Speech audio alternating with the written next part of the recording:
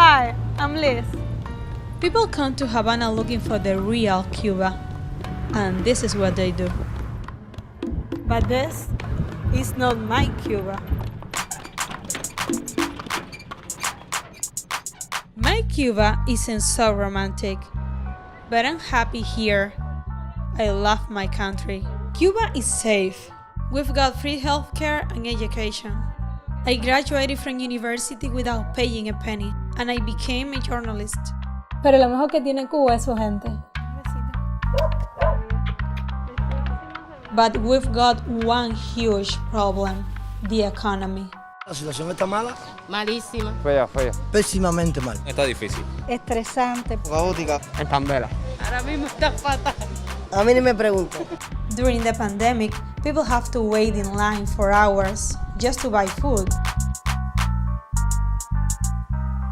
Aquí la cosa está dura. COVID. I'm used to this. I grew up in crisis. Y no es embargo ni bloqueo, es guerra. The legislation I signed today further tightens that embargo. By maintaining our embargo, El bloqueo económico persiste. Cruel e insensato bloqueo que haya existido contra nación. Our government blames pretty much everything on the US embargo. They call it the blockade. ¿Es que lo queman mucho? We get bored of hearing about the blockade all the time. But it's real. The United States has been waging war against Cuba for 60 years. It's not a war with bullets or bombs, but it touches every aspect of our lives, recently more than ever.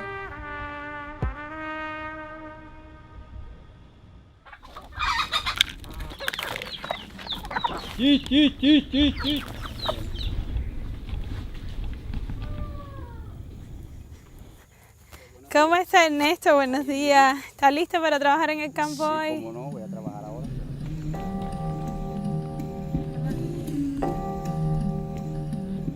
Hay personas que me conocen de 25 años y no saben que me faltan las piernas. ¿Me puede mostrar sus prótesis? Sí, cómo no. Estas son de aluminio y fibra de plástico. No tienen ni articulación, son rígidas. Y se puede partir por aquí. Y entonces la parte del pie se puede partir también. Una vez por aquí cargando un saco de yuca, se me partió por aquí. Porque a mi hija ya te digo que cuando esto se rompe es un problema. This is where Ernesto goes to get his prosthetics, free of charge. But Ernesto can't get the specialized prosthetics he needs, because it's illegal for Cuba to buy them. ¿Y existen unas prótesis un poco más resistentes que usted le pudieran servir más? Existen unas prótesis más resistentes, con más calidad. Caminaría mejor, incluso podía trabajar mucho más, pero no tenemos acceso a ella por el bloqueo. Ernesto doesn't complain. In Cuba, we've lived with scarcity for so many years, we take it for granted. The blockade is the longest trade embargo in modern history. It isn't motivated by concerns about human rights. It's about money and power. Until 1959, Cuba was like a US colony. Our economy was controlled by US companies, corrupt politicians, and the mafia. After the revolution, Cuba nationalized the US companies. We claim our sovereignty, our right to govern ourselves. The government gave basic rights to the majority: women, black people, campesinos, the working class. The blockade was retaliation. It's basically a form of economic warfare. The blockade stops Cuba from doing business with the United States. They can't buy our stuff and we can't buy theirs. And we can pay for things because banks won't lend us money or even let us open accounts. The blockade also stops Cuba from doing business with other countries. That's not all. The blockade also locks us out of a big part of the internet. We're used to getting bad news from the United States. But 5 years ago, nos llegaron por primera vez buenas noticias de la Casa Blanca. Does not serve America's interests or the Cuban people to try to push Cuba towards collapse.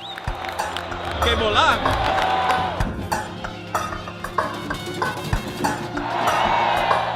Obama announced new relations with Cuba. He began by loosening the blockade. US airlines and cruise ships started taking tourists to Havana. Business was booming.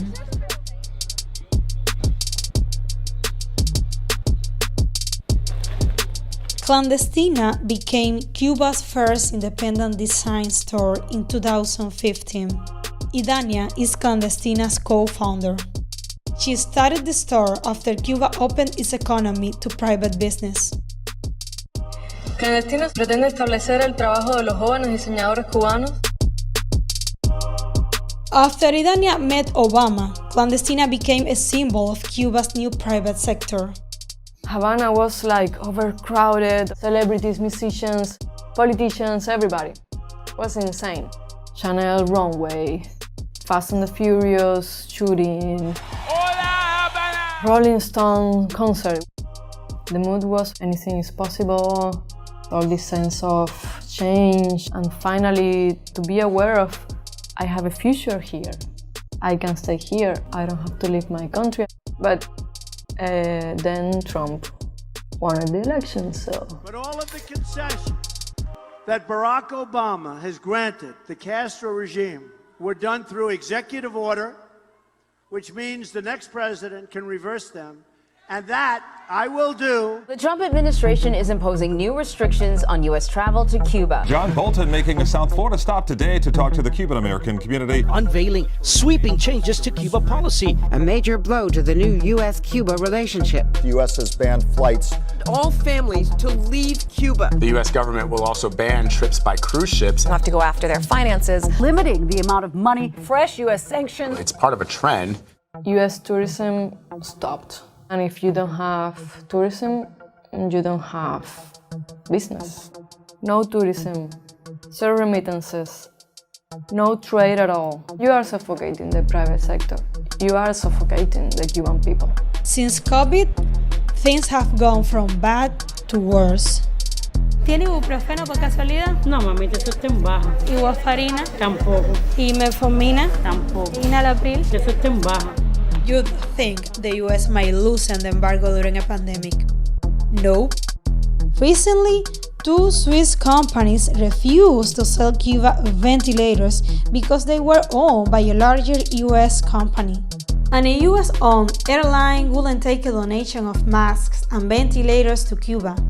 On top of all that, the Trump administration made it even harder for our family members in the U.S. to send us money. The Trump administration has killed a deal that would allow Cuban baseball players to play for Major League Baseball. El bloqueo afecta hasta nuestro deporte nacional.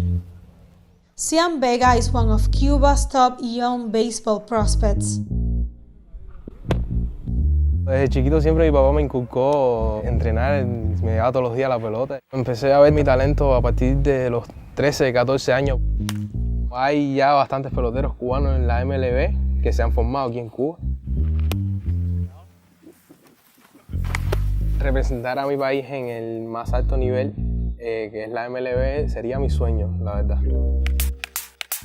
Trump, cuando nos cerró las puertas de firmar con la MLB, casi todos los peloteros se sintieron mal por esa noticia. Claro, porque ahora, en caso de que tú quisieras jugar con la MLB, tendrías que renunciar.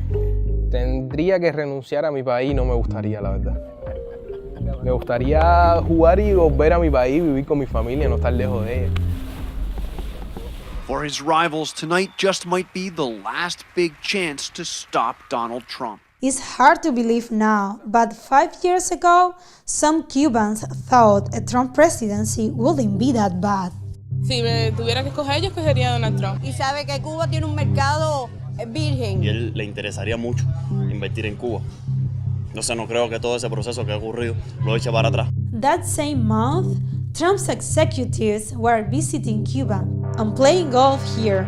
It wasn't the first time Trump tried to do business in Cuba. This is the website for La Oficina Cubana de Propiedad Industrial. It's where foreign companies apply to do business in Cuba. In 2008, Trump registered his brand name for hotels, casinos, beauty contests, television programs, and golf courses. I'm okay with the Cuba situation, but I want to tell you they should be making a good deal. So, what or who made Trump change his position on Cuba? Guys, we have a con artist as the front runner in the Republican Party. Thank God he has really large ears, the biggest ears I've ever seen. And you know what they say about men with small hands? Rubio, total lightweight. If he hadn't inherited $200 million, you know where Donald Trump would be right now? No. Selling watches in Manhattan. Trump's fight with Rubio didn't last long. A man that's really become a friend of mine, Senator Marco Rubio. Great guy.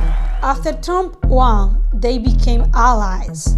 Trump let Rubio pick his Latin American team, and Rubio wrote Trump's new Cuba policy. I have wonderful memories from our visit during the campaign. That was right before the election. I guess it worked, right? Trump's war in Cuba has won him the support of powerful Cuban American businessmen and politicians like Marco Rubio.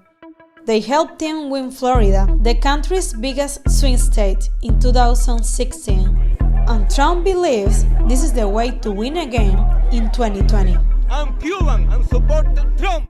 I am so thrilled to be back here with all of my friends in Little Havana. When US presidents say they are talking to the Cuban people, they're not talking to us. Because we don't get to vote in Florida. Pero los cubanos no cogemos lucha con la política de los Estados Unidos. El bloqueo está ahí y punto. Así que para adelante, que no hay más nada.